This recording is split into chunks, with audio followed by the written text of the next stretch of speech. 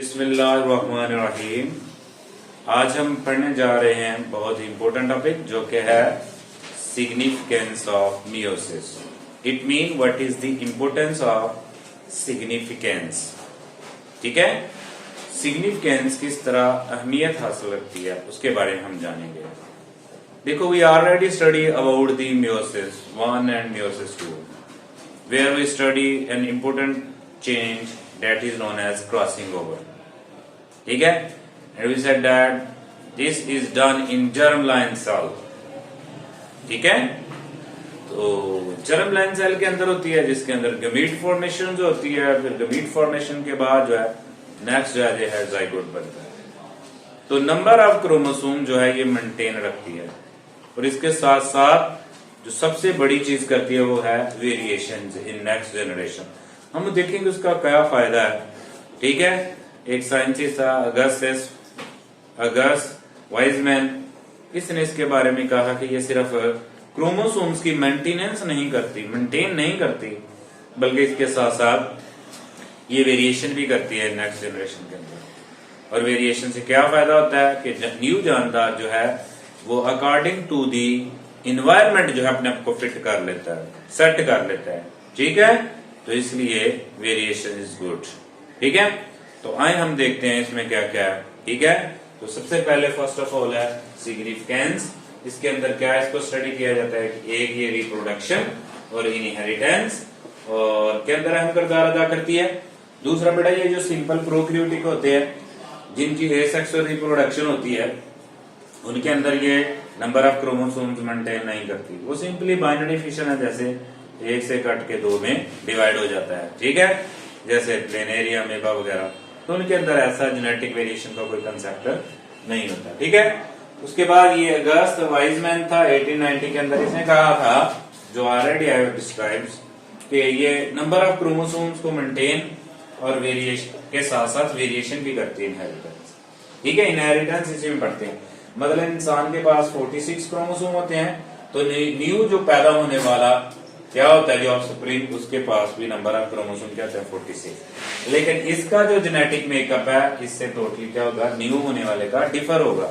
Number वही होंगे लेकिन उसका जेनेटिक कॉम्बिनेशन जो है, जीन्स का जो कॉम्बिनेशन जो है वो डिफर होगा क्योंकि क्रॉसिंग ओवर की वजह से। ठीक है, अब इसके बाद इसमें दो टर्म है, एक है maintenance of chromosomes in next generation.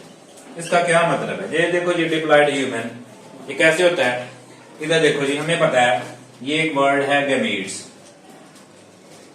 ये जर्मलाइन सेल्स होते हैं जिससे न्यू जनरेशन बनती है। ये दो तरह के होते हैं, एक मेल और एक फीमेल गमीट्स।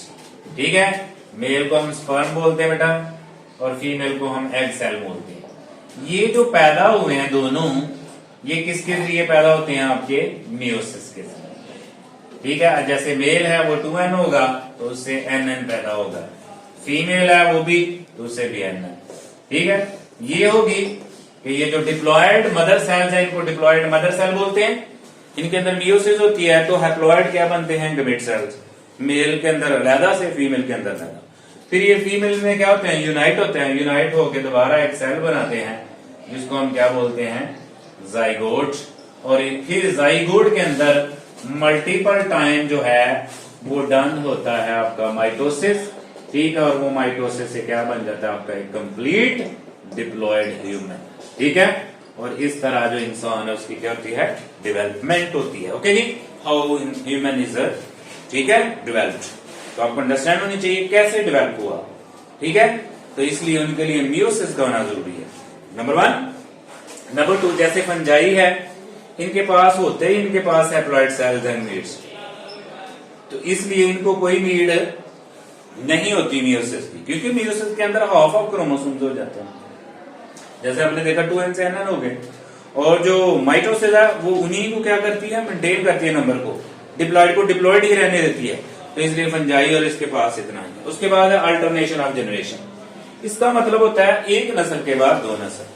अब प्लांट सेल्स होते हैं जैसे मोसिस फर्न्स वगैरह, ठीक है, एंजियोस्पर्म्स, एनोस्पर्म्स, उनके पास होती है जी अल्टरनेशन ऑफ जनरेशन, एक नस्ल के बाद दो नस्ल। तो दो जनरेशन होती हैं, एक हम बोलते हैं स्पोरोफाइट्स जो क्या बनाती है, स्पोर्स बनाती है। स्पोर्स बन के आगे एक नई नस्ल को बनाते हैं जिसको हम बोलते हैं गमीटोफाइट्स, जो गमीट बनाती है। फिर गमीट दोबारा आपस में मिलते हैं, फिर स्पोरोफाइट बन जाती है। ठीक है, एक डोमिनेंट होती है किसी मेल से, ठीक है, ज्यादा गालिब होती है दूसरे के ऊपर, रेसिपी के ऊपर। ठीक है, तो हम देखते हैं अल्टरनेशन ऑफ जनरेशन क्या है। अब फॉर एग्जाम्पल हम ये स्टार्ट हेयर, ये स्पोरोफाइट्स है, वेजिटेटिव आप नजर आती होगी आपको भी। ये जो स्पोरोफाइट्स है इसके अंदर मियोसिस होती है। मियोसिस होने के बाद क्या होते हैं जी, इनके अंदर स्पोर्स पैदा होते हैं जो कि तादाद के लिहाज से क्या होते हैं, हैप्लॉइड्स, और ये क्या होती है, डिप्लॉइड्स। अब ये जो डिफरेंट स्पोर्स हैं ये फिर क्या करते हैं, इनके अंदर बारहा माइटोसिस होती है, और माइटोसिस होने से क्या बनती है जी, गमीटोफाइट जनरेशन। यही गमीटोफाइट जो है दोबारा इनके अंदर क्या होता है जी, आपका गमीट फॉर्मेशन होती है। ठीक है, समझे, जैसे ही गमीट्स बनते हैं तो वो ये दोनों गमीट्स मिलके, हमने पढ़ा था गमीट्स कैसे बनते हैं मियोसिस के लिए। ठीक है, फिर ये गमीट्स आपस में मिल जाते हैं, मिलना का मतलब क्या, फ्यूज हो जाते हैं, फर्टिलाइजेशन हो जाती है, इनसे एक नया सेल बनता है जाइगोट्स, एग सेल। ठीक है, वो जाइगोट के अंदर बारहा जैसे माइटोसिस होती जाती है तो नई नस्ल बन जाती है, उसको हम क्या बोलते हैं, स्पोरोफाइट्स। ठीक है, इसे कहते हैं अल्टरनेशन ऑफ जनरेशन। ये लाइफ साइकिल है किसके अंदर, प्लांट्स के अंदर। ठीक है, मियोसिस कैसे होती है, ये थी important term alternation of generation. उसके बाद है production of variation in next generation. ये मैंने बताया आपको, हमने सिंपली पढ़ा, ये मैं क्रोमोसोम बना रहा हूं, ये दूसरा क्रोमोसोम बना रहा हूं, सिंपल। इसी तरह इधर हम एक क्रोमोसोम ड्रॉ कर लेते हैं। अब ये क्रोमोसोम आपस में क्या करते हैं बेटा जी, एक्सचेंज ऑफ देयर सेगमेंट्स, इसको क्या बोलते थे, क्याजमेटा। अब ये पार्ट इधर चला जाएगा, ये पार्ट इधर आ जाएगा, इसे कहेंगे एक्सचेंज। ठीक है, इस अमल को बोलते हैं क्रॉसिंग ओवर। ठीक है, अब क्रॉसिंग जब ओवर होगी तो ये जो पेरेंट सेल है, ये जो न्यू सेल पैदा होगा, डॉटर सेल, इसका जेनेटिक मेकअप जो है वो टोटली क्या होगा, चेंज होगा। तो इसलिए बच्चे कभी पेरेंट्स से टोटली मिलते हैं, no, they have different in features, they have different characters. ठीक है, उनके ट्रेड्स जो है ना वो डिफरेंट होते हैं, खसूसियात चेंज होती रहती है, कुछ मिलती भी है लेकिन उनके 100% जो है वो नहीं मिलती। ठीक है, उसके बाद चाहे वो ट्विंस ही क्यों ना उनके अंदर भी होती है। तो इस तरह ये जो चेंजिंग आई है, इससे जो नया कॉम्बिनेशन आता है ये टोटली क्या होता है, चेंज। इस अमल को बोलते हैं वेरिएशंस, यानी कि उनके जीन्स के अंदर, उनके क्रोमोसोम के अंदर तब्दीली की वजह से नई जनरेशन के अंदर क्या हो गया, कैरेक्टर्स की अडॉप्टेशन जो है वो बेस्ट होगी, वेरिएशंस आ गई, तब्दीलियां आ गई। इसका फायदा क्या है कि वो जानदार अपने माहौल जो होता है उसके मुताबिक रख सकते हैं, मुताबिकत रखते हैं, माहौल से अडॉप्ट कर सकते हैं उसको अच्छे तरीके से। नहीं तो इस तरह जानदारों के मरने का खदशा क्या होता है, ज्यादा होता है। तो मियोसिस का हमें फायदा है कि न्यू जो जनरेशन है उसके अंदर क्या होती है जी, वेरिएशंस होती हैं। तो दो ही मेन पॉइंट थे, एक रिप्रोडक्शन करते हैं और एक रिप्रोडक्शन के साथ जो इनहेरिटेंस होता है उसको कंट्रोल करते हैं। इनहेरिटेंस के अंदर जो है वो वेरिएशंस लाते हैं। वेरिएशंस का क्या फायदा होता है, तो जो नए जानदार हैं वो पेरेंट्स से क्या होते हैं, डिफर होते हैं और उनके अंदर माहौल को अडॉप्ट करने की बेहद सलाहियत होती है। ठीक है जी, तो ये था 2 पॉइंट्स जिसमें हमने देखा कि how maintain the number of chromosome, अगली नस्ल के अंदर फिर कैसे वो 46 हो जाते हैं। ठीक है, वो भी मेंटेन रहते हैं और वेरिएशन भी आती है। तो ओके जी, आज के लिए इतना, थैंक यू।